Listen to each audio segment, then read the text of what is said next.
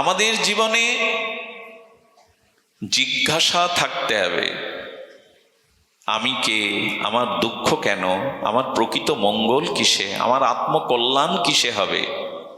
এই ভাগবত এমন একটি ক্ষেত্র, আপনি 20টা গ্রন্থ পড়ে 1 বছর ধরে যেটা জানতে না পারবেন, 1 ঘন্টা 1.5 ঘন্টার ভাগবতে তার অনেক প্রশ্নের সমাধান দিয়ে যায় আচার্য যারা, পাঠক যারা। আমার মতো মাধুষ্যজনের সে ক্ষমতা নাই, কিন্তু প্রকৃত নিষ্ঠাবান সদাচারনিষ্ঠ ভগবত ভক্ত যিনি প্রচারক, তার মধ্যে বহু শাস্ত্রের সমন্বয়ে আমাদের জীবনের অনেক সমাধান করে দেয়। যদি কোথাও যান তবে আত্মজিজ্ঞাসা করবেন, কি করে প্রকৃত মঙ্গল হবে, কি করে আত্মকল্যাণ হবে, কি করে এই সংসার চক্র থেকে আমি আত্মকল্যাণ এবং মুক্তি পাব। সুধীজন, এই জন্য আমাদের জীবনে আসতে হবে জিজ্ঞাসা। গোবিন্দ বলছেন, জিজ্ঞাসু ভক্ত আমার বড় প্রিয়। অর্জুন জিজ্ঞাসা করেছেন বলে, বিষাদগ্রস্ত অর্জুন, চোখে অশ্রু জল, কর্তব্য বিমূঢ়তা, ক্লান্ত শ্রান্ত হয়ে ধনুর্বাণ ত্যাগ করে, গান্ডীব পরিত্যাগ করে কাঁদছে, কম্প হচ্ছে, তার শরীর শুকিয়ে যাচ্ছে। আচ্ছা, এই বিষাদ নিয়ে গোবিন্দকে প্রশ্ন করলেন, আমার কর্তব্য বলো, কিসে আমার কল্যাণ, কোনটা আমার পথ, কোনটা কর্তব্য বলো। এই বিষাদগ্রস্ত অর্জুনের প্রশ্নে গোবিন্দ তাকে কি দিলেন? প্রসাদ দিয়ে দিলেন। ক্লান্তি, কর্তব্য বিমূঢ়তা দূর করে বিশ্ববিজয়ী করলেন অর্জুনকে। জিজ্ঞাসা ছিল বলেই তো। গাভীর বাটে দুধ আছে, বাছুরটা যদি দুধও না দেয়, ধাক্কা না দেয়, গাভী দুধ দেবে কেন? আমাদের জিজ্ঞাসা কি আজ? আত্মজিজ্ঞাসা করি আমরা? আত্মজিজ্ঞাসা নচিকেতা করেছিল যমকে, তুমি বলো মৃত্যু রহস্যকে কি করে আমি ভেদ করতে পারবো, মৃত্যুকে কি করে জয় করতে পারবো। আজ মানুষের জিজ্ঞাসাই নেই। আজ মানুষের জিজ্ঞাসাটাই হারিয়ে গেছে। এই জন্য প্রশ্ন করবেন, জিজ্ঞাসা করবেন, তবে তর্কের জন্য নয়, জানার জন্য, পরিপূরণের জন্য। তদ্বিদ্ধি প্রণিপাতেন পরিপ্রশ্নেন সেবয়া উপদেশন্তি তো জ্ঞানীন জ্ঞানীন তত্ত্বদর্শিনা। তত্ত্বদর্শীর কাছে গিয়ে জিজ্ঞাসা করো। এক যুবক বিবাহ করবে, তো এক আচার্যর কাছে গিয়ে বললেন, আমি সংসারই করতে চাই, যদি সংসারকে সুন্দর করে ভগবত পাওয়া যায়, সংসারে শান্তি প্রতিষ্ঠা করা যায়, এই উপদেশ আমায় দেন। বলে, উপদেশ আমি দিতে পারবো, কিন্তু প্র্যাকটিক্যাল জ্ঞান পেতে গেলে তোমাকে অমুক ঋষির কাছে যেতে হবে।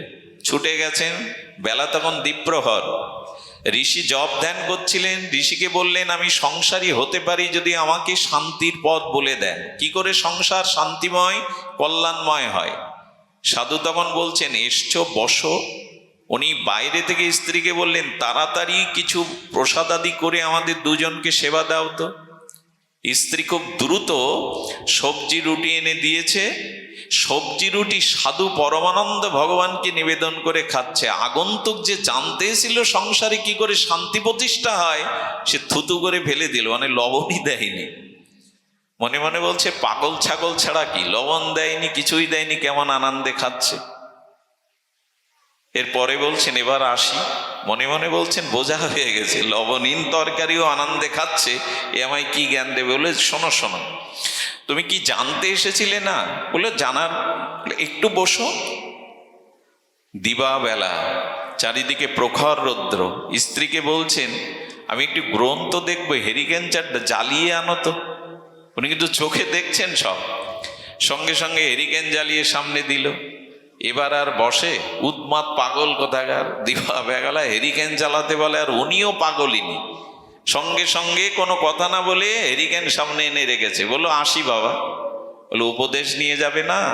তোমাকে প্র্যাকটিক্যাল দেখাবার উপদেশের জন্য ওই সাধু আমার কাছে পাঠিয়েছিল। সংসার যদি করতে চাও তবে এই দুটো শিক্ষা নিয়ে যাও। আমি তাড়াতাড়ি রান্না করতে বলেছি, সে তাড়াতাড়ি সেবা করানোর জন্য লবণ দিতে ভুলে গেছে, সেটাও যদি হাসি মুখে পরমানন্দে মেনে নিতে পারো, তবেই সংসার করার অধিকারী তুমি।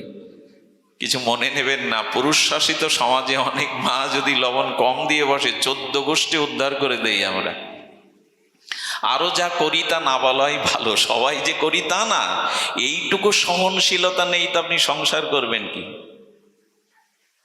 যদি ব্যতিব্যস্ততায় তার কোনো ভুল হয়ে থাকে, ক্ষমা সুন্দর দৃষ্টিতে দেখুন। আর হেরিকেন জ্বালাবার রহস্য শুনবে না। স্ত্রী এসে তখন বলছেন, আমি জানি উনি চোখে দেখেন, সূর্যের আলোতে গ্রন্থও দেখা যায়, কিন্তু তোমাকে জানানোর জন্য আমি এই করলাম যে স্বামী যা বলে মাঝে মাঝে বিনা বিচারে তা পালন করাই উচিত তার সুখের জন্য।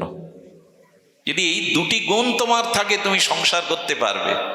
উনি বুঝলেন সাধুদের এই উপদেশ জানতে আসা কত প্রয়োজনীয়, জীবন বদলে দিতে পারে।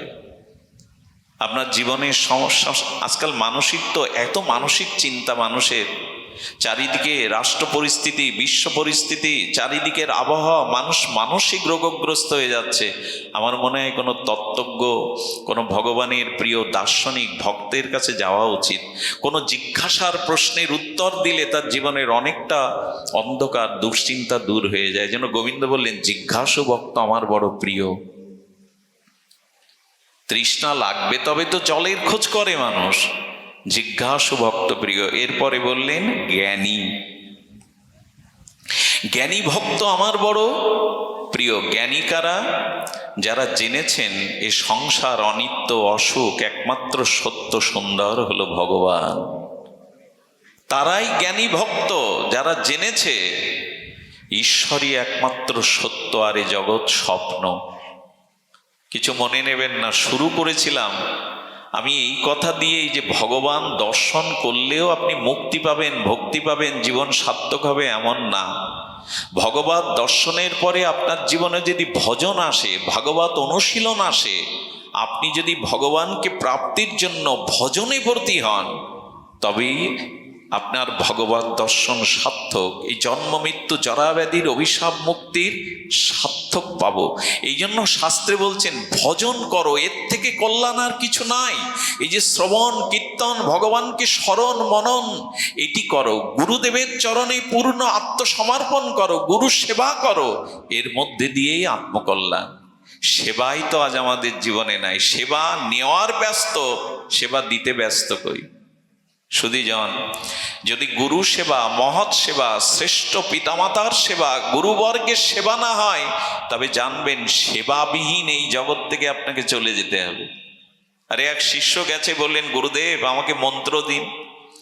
গুরুদেব বলছেন মন্ত্র তো দেব, হরিনাম কানে কানে দিয়েছেন, দেখ মন্ত্র ফলভূত হয় সেবার দ্বারা। আশ্রমের গাভীটা বাঁধা আছে বাইরে, বৃষ্টি নেমেছে। গুরুদেব বললেন যা তো গাভীটার দড়ি ছাড়িয়ে দিয়ে গোয়ালে তোলতো। বলে সবার বন্ধন মুক্তি করেন, আমার দ্বারা আবার গরুর বন্ধন মুক্তি কেন আপনি করবেন? বলে বুঝেছে, ভালোই শিষ্য। এরপরে বলছেন দেখ তো বৃষ্টিটা থেমেছে কিনা। বলে ওর জন্য আবার বাইরে যাওয়া লাগে? বলে কেন? বলে একটা বিড়াল ঢুকলো দেখছেন, বিড়ালটার গায়ে হাত দিয়ে দেখুন, যদি ভিজে থাকে তো বৃষ্টি হচ্ছে, ভিজে না থাকলে বৃষ্টি থেমে গেছে। গুরুদেব বললেন খুব ভালোই শিষ্য, সেবা করতে রাজি নয়। বলে আটাটা মাখতো, দুটো রুটি সবজি কর, ভক্তরা সেবা পাবে। বললেন স্নানের আগে কেন বললেন না? এখন ওই আটা লেগে যাবে গায়ে, জামায়। সবশেষে বললেন আমার কুমণ্ডলটা ওই ঘরে আনতো। গিয়ে তখন মুকুন্দ বসেছিল। এই মুকুন্দ, গুরুদেব কমণ্ডল চেয়েছে, নিয়ে চল। কুমণ্ডলটা গুরুদেবের দরজার সামনে আনলে বলে এবার আমার হাতে দে, দিয়ে ঢুকেছে ঘরে। গুরুদেব মনে মনে হাসলেন। এরপরে ও অসুস্থ হয়, কিন্তু আশ্রমের কোনো ব্যক্তি সেবার জন্য ওর কাছে এগিয়ে যায়নি। অসুস্থ অবস্থায় মারা যাওয়ার আগে গুরুদেব বলেছিল, ওরে সেবা পেতে গেলে সেবা দিতে হয়। আজ আমরা সেবাই ভুলে গেছি, সেবা নেওয়ার জন্য ব্যস্ত। সুধীবৃন্দ, আমি বাসে উঠেও দেখেছি একজন মা বাচ্চা কোলে করে নিয়ে ঘামছে, কোনো বৃদ্ধ পাশে দাঁড়িয়েছে, অথচ কোনো যুবক ছেলে সিট ছেড়ে ওঠে না। এক বৃদ্ধ আনন্দবাজারে প্রসাদ পেতে গেছে, কোথায় আমি উঠে তাকে বসিয়ে দুটো প্রসাদ দেব, আমি ভিড় ঠেলে তার কাছে গিয়ে বসি। অনেক আসে এই যে ভাগবতের সামনে আসবে বলে অনেক পরে এসে বৃদ্ধ ভক্তদের ডিঙিয়ে, একবার তাদেরকে ডিঙিয়ে পা দিয়ে এখানে এসে না বসতে পারলে পেছনে বসলে বুঝি ভগবানের কৃপা যায় না। এই জন্য শাস্ত্রে বলছেন না, তোমাকে ভগবত ভজনে ব্রতী হলে সেবা চাই, সেবা ছাড়া এই জগতে ধর্ম হয় না। আমি আর সময় নেব না, যেহেতু এই অধিবাসের দিন পাঠ হলে আমাদের অনেক জায়গায় অপ্রিয় হতে হয়। যারা সেবাচার্য থাকেন তাদের অনেক কাজ থাকে, যারা এই অধিবাসীর দল থাকেন তারাও কি ভালো লাগে তাদের সময়টা আমি কেড়ে নিলাম, তাদের সময়টা অতিরিক্ত করে দিলাম। তো এই জন্য অধিবাসের দিন পাঠে অনেকের কষ্টের কারণ হই আমরা, যেন তারা কষ্টের কারণ না হয়। আমি আপনাদের আরও শেষে 4টি কথা বলবো। দেখুন, আসুন আমরা চেষ্টা করি। মনুষ্যত্বের জয়গান দিয়ে শুরু করেছিলাম, কি করে মনুষ্য জন্ম সার্থক হয়। তবে আপনাদের শেষের এই 4টি কথা বলেছেন আমাদের বৃন্দাবনের আচার্য পরিব্রাজক মহাত্মা, খুব হৃদয় দিয়ে শুনেছেন, এতক্ষণ শুনবেন এই প্রার্থনা করি। সেটা হলো, আমাদের জগতে 4 প্রকার, আমি প্রকারই বলে যাচ্ছি, আরো 4 প্রকার শুনুন। তার মধ্যে 4 প্রকার হলো, আমাদের কৃপণকে আমরা যারা বাংলায় কৃপণ বলি, হিন্দিতে তাদের বলে কঞ্জুস। একটা হলো মাছি কঞ্জুস, একটা হলো কঞ্জুস, আরেকটা হলো উদর, আরেকটি হলো দানি। এই 4 প্রকারের মানুষ। মক্ষিকা কঞ্জুস কেমন জানেন? ঘিয়ের মধ্যে মাছি পড়েছে, এমনও কৃপণ লোক আছে, মাছিটা ফেলে দিলে কিছুটা ঘি চলে যাবে বলে নিগড়ে নেয়, চুষেও নেয়, এরে বলে মক্ষিকা কঞ্জুস। আর কিছু ব্যক্তি আছে এরা কঞ্জুস। কঞ্জুস মানে এত কৃপণ, এত কৃপণ, এই কৃপণের ইহকাল পরকালে কোথাও কোনো কল্যাণ নাই। একবার একটু ঘটনা মনে পড়ে, আপনাদের মুখে যদি একটু হাসি ফোটাতে পারি। একজন কৃপণ 4 কিলোমিটার দূরে গঙ্গা, কিন্তু কোনোদিন গঙ্গা স্নানে যায় না। তার স্ত্রী ভক্তিমতী বলল, ওগো পাশে গঙ্গা, সারা জীবনে গেলে না। বলে, গেলে 100 টাকা দক্ষিণা দিয়ে পুরোহিতকে স্নান করতে হয়, ওই ঘাটে আমি যাব না। বলি, 100 টাকা এত বাদে তোমার? আরে যাও না, একটু গঙ্গা স্নান করে এসো, ডুব দিয়ে এসো। স্ত্রী ঠেলে ঠেলে বলে বলে পকেটে 100 টাকাও গুজে দিয়েছে, যাও। গিয়ে দেখছে যে কেউ 200-500 উপচার দিয়ে, কারণ গঙ্গার ঘাটে স্নান করতে গেলে ওখানে পুরোহিতের আনুগত্য নিয়ে মন্ত্র বলে চান করতে হয়। বলছেন না, 200 চেয়ে বসে যদি 100ও দেব। আচ্ছা, গঙ্গা তো সব জায়গায় গঙ্গা, শ্মশানের ওখানে তো কেউ নেই পান্ডা, ওখানে চান করি। গঙ্গা তো সব গঙ্গা, শ্মশানের ওইখানে কেউ নেই, ডেকে ও ডুব দিতে গিয়ে বলছে কেউ নেই তো পাশে, এখানেও কোনো ঘাট ডাক থাকতে পারে। দেখছে কোনো পান্ডা নেই, যেন ওই ভেবে ডুব দিতে যাচ্ছে। ভগবানের হাসি পেয়েছে বিষ্ণু, বললেন আমি একটু পান্ডা সেজে যাই না, ও শেষটা দেখি। এই গেরুয়া বসন্তরে ভগবান বিষ্ণু পান্ডা রূপে দাঁড়িয়ে যেই ডুব দিয়ে পেছনে ফিরেছে, বললেন এখানে আপনি? বলে, এই ঘাটের ডাক আমার। বলে, প্রথমে তো দেখিনি। বলে, সবসময় দেখবে, এর মানে কি? দাও 500 টাকা দাও, এই ঘাটে স্নান করলে 500 টাকা। মনে মনে বলছেন কি বলবেন? বলে, দেখো, আচ্ছা আমি যে এসেছি, আমি তো কাছে কিছু আনিনি। আচ্ছা এক কাজ করুন, আমার বাড়ি তো 4 কিলোমিটার দূরে, আমি আমার নাম ঠিকানা দিয়ে যাচ্ছি, কোনোদিন ভ্রমণ করতে গিয়ে একটু একটু যাবেন, ওইখান থেকেই নিয়ে আসবে। 100 টাকা বাজলে তো অনেক কিছু কালকে ব্যয় করা যাবে, এই ভেবে সেই টাকাটা পকেটে নিয়েই চলে এসছে। উনি তো পান্ডা না, স্বয়ং ভগবান। লীলা বিলাস করার জন্য 1 সপ্তাহ পর ভিখারির বা সাধুর রূপ ধরে গিয়ে বলছেন, মা অমুক বাড়ি আছে। উনি বাইরের কাজ করছিলেন। বললেন, বাবা আপনি কি? বললো, ওই যে তোমার পতিদেবতা গঙ্গা স্নান করে দক্ষিণা না দিয়ে বাড়িতে আসার কথা বলেছে, তাই চলে এসছে, একটু পাঠিয়ে দাও। স্ত্রীকে বললেন, টাকা দিয়ে আসনি, দক্ষিণা দিয়ে আসনি? ওই দেখো উঠানে উপস্থিত। বললো, গিয়ে বলো আমি খুব মারাত্মক অসুস্থ, উঠতে পারছি না। স্ত্রী বেচারা কি করবে? কেউ কেউ আবার স্বামীরা কি বলে জানেন? স্বামীর কথা মতো চলাই স্ত্রীর ধর্ম। এরকম বুলি আওড়ায়, কিন্তু কি বুলি আওড়াচ্ছে, কি শিক্ষা দিচ্ছে? বললেন, বাবা উনি তো অসুস্থ, উঠতে পারছেন না, আপনি কদিন পরে যদি আসেন তখন দক্ষিণাটা নিয়ে যাবেন। বিষ্ণু পেছনে ফিরে বললেন, তুমি ছাড়লে কি হয়, আমি যারে ধরি তারে সহজে ছাড়ি না। আবার কিছুদিন পরে এসে বললেন, আজ কি করব বলে দাও। আর কত, আর কত? বললেন, আজ আর বলবে কি? কি করলো জানেন? শীতের সিঁদুরটা কিছুটা ওপরে মুছে দিয়ে বললো, আমি মারা গেছি গিয়ে বলো, তাহলে আর টাকা নিয়ে চলে যাবে। উনি কষ্ট পেয়েছেন। কৃপণ ব্যক্তি সবখানেই জীবনটাকে নষ্ট করে দেয়, সংসারও নষ্ট করে, প্রতিবেশীও নষ্ট করে, জীবনটাও নষ্ট, পরকালটাও নষ্ট করে দেয়। কৃপণতা এক মহাপাপ। যার যেটুকু সামর্থ্য আছে সেই সামর্থ্য থেকে যদি সে সংকুচিত হয়, এটি খুব বড় অপরাধ ডেকে আনে তার জীবনে। সংকীর্ণতা কখনো মানুষকে উদার করতে পারে না, শ্রেষ্ঠ করতে পারে না। ভগবান তখন হাসছেন, ওনার স্ত্রী বলছেন, এই বিপদের দিনে আপনার মুখে হাসি? বলে, দুঃখ কষ্ট তোর মা, কিন্তু আনন্দ আমার কেন জানিস? ও আমার যজমান, ওকে গঙ্গা স্নান করেছে, এখন শেষ কাজটাও আমার দ্বারা হবে, আমি ভাগ্যবান, এই জন্য হাসছি। সরে দাঁড়া, ওরে শ্মশানে নিয়ে যায়, শেষ কাজটা আমার হাত দ্বারাই হোক। আচ্ছা, ঘরে যখন ঢুকছে তখন মরকট দম বন্ধ করে আছে, ঘরে ঢুকছে তো শুনতে পেয়েছে মরার মতো। ভগবান তো তার অলৌকিক ক্ষমতায় কিছু লোকজন নিয়ে তাকে কাঁধে করে চিতায় যখন তুলেছে, যে তখনও নিশ্চুপ আছে। 100 টাকা আগুন দিতে ভগবান বললেন, আগুনে মরতেও রাজি, অথচ 100 টাকা দিতে রাজি না। সবাইকে সরিয়ে দিয়ে বললেন, ওর কানে কানে শেষ বেলায় একটু হরিনাম দিই, তোমরা সরে দাঁড়াও। কানে কানে বললেন, ওরে আমি বিষ্ণু ভগবান, পান্ডা না, তুই এবার চোখ খোল। যেই চোখ খুলেছে দেখছেন সেই গেরুয়া পান্ডা, বলে আপনিই তো সেই, বলে আবার চোখ বন্ধ করেছে।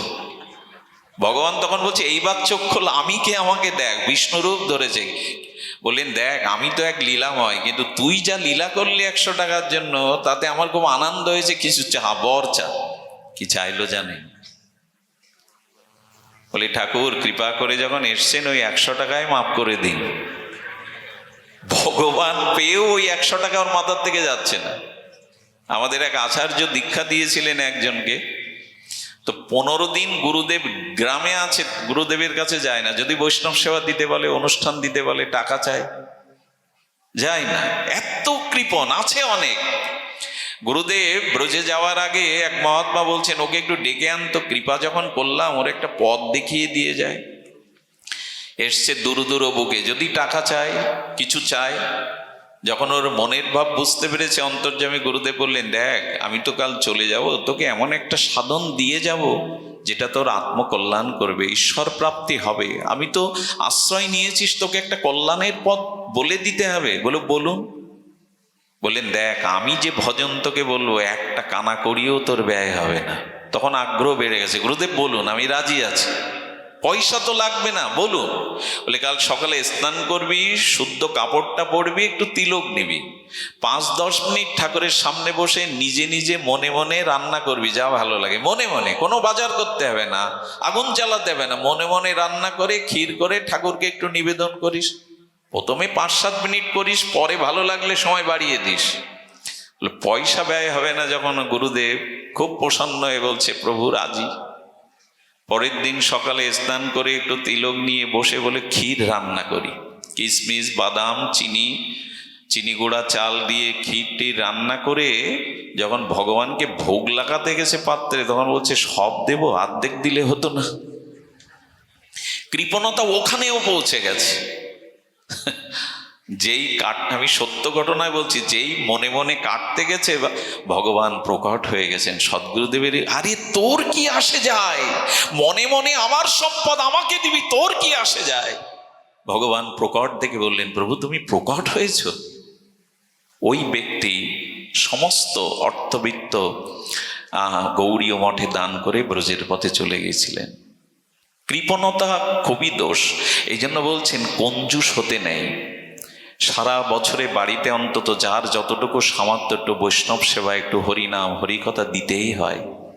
নিজের বেলায় আমাদের সব জোটে।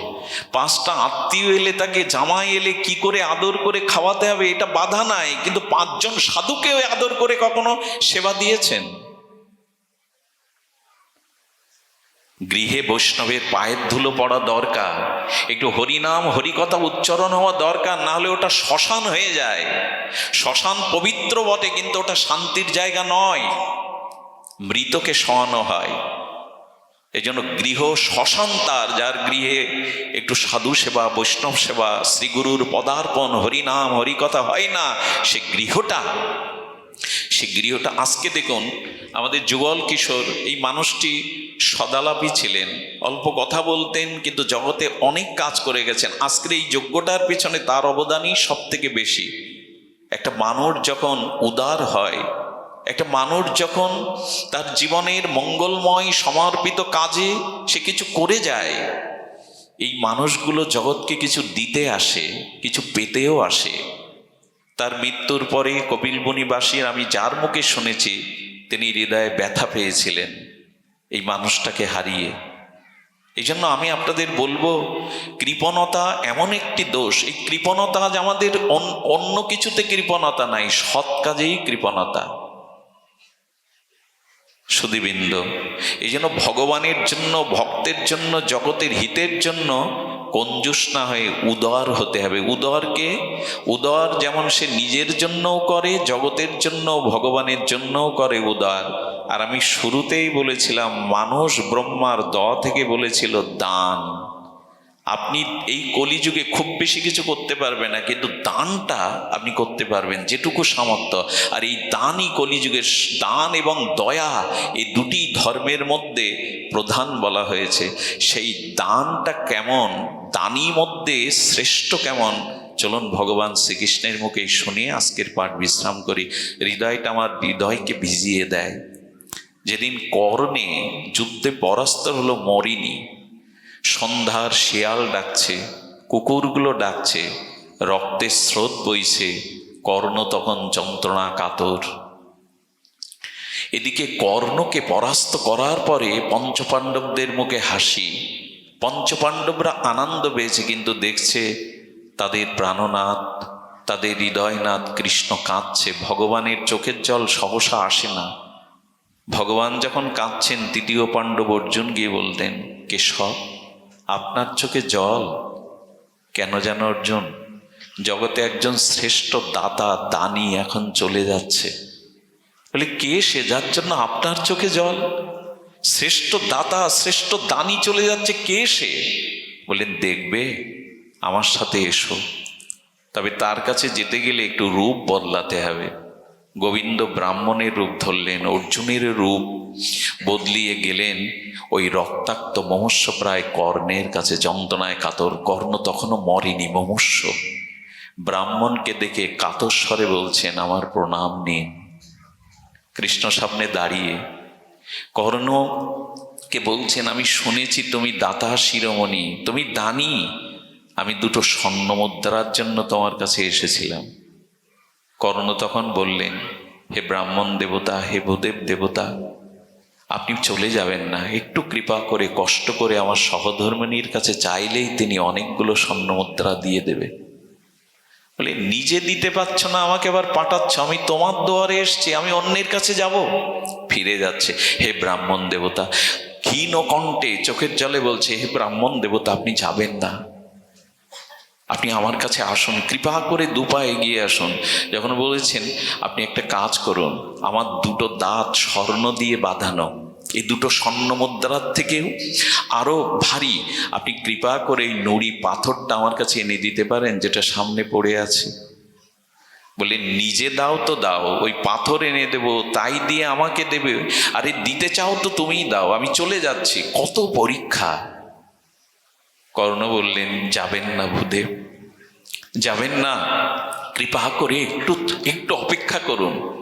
উঠতে পারছে না, রক্তাক্ত শরীর, ধুলায় গড়াতে গড়াতে ওই শরীর নিয়ে পাথরটার কাছে গেলেন। ওই অবস্থায় পাথর দিয়ে কোনো রকমে দাঁতটা ভেঙে হাতে করে বললেন, হে ভূদেব, কৃপা করেই দান গ্রহণ করে আমাকে ধন্য করুন। বলেন, বাহ, নিজের উচ্ছিষ্ট কালের লালা রক্ত মিশানো ব্রাহ্মণকে দান করছো?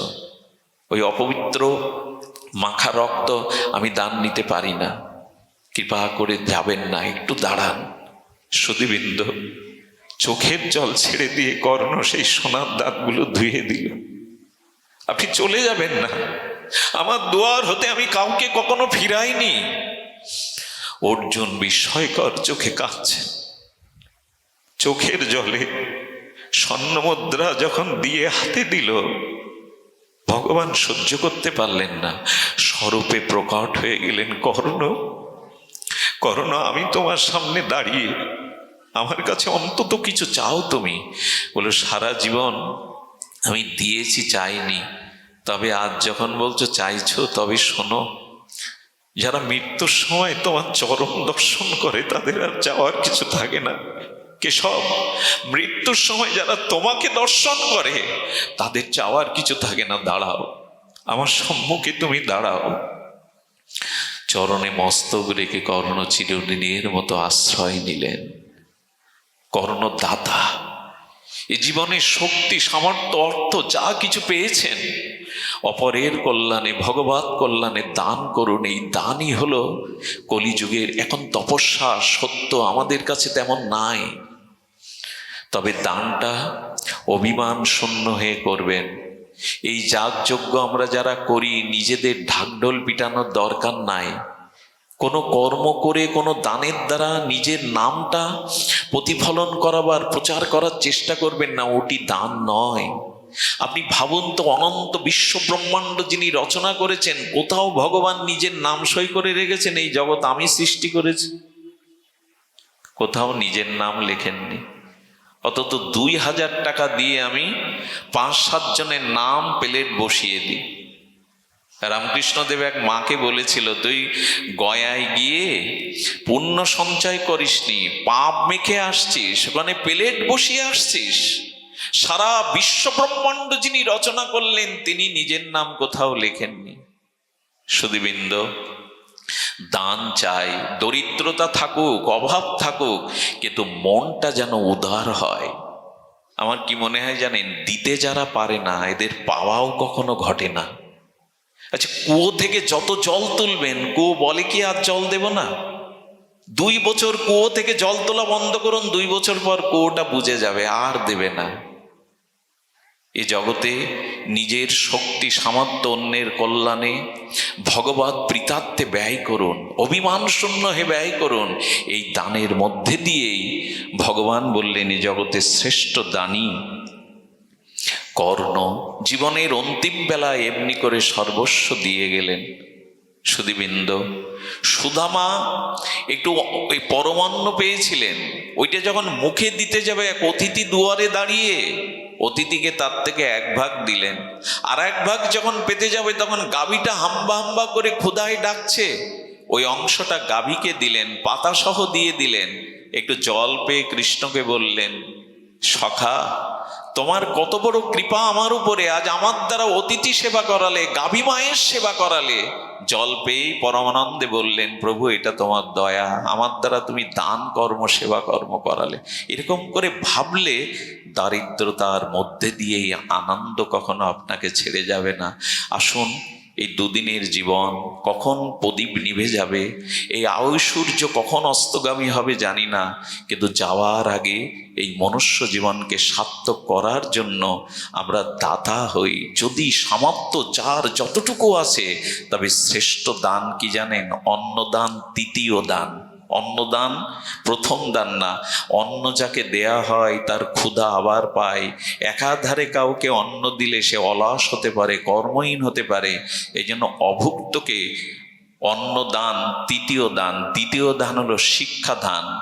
যদি গ্রামের মানুষগুলোকে একটু শিক্ষিত করতে পারেন, একটু অক্ষর জ্ঞান করাতে পারেন, এই চেষ্টা যদি আপনার মধ্যে থাকে, এই শিক্ষাদান হলো দ্বিতীয় দান।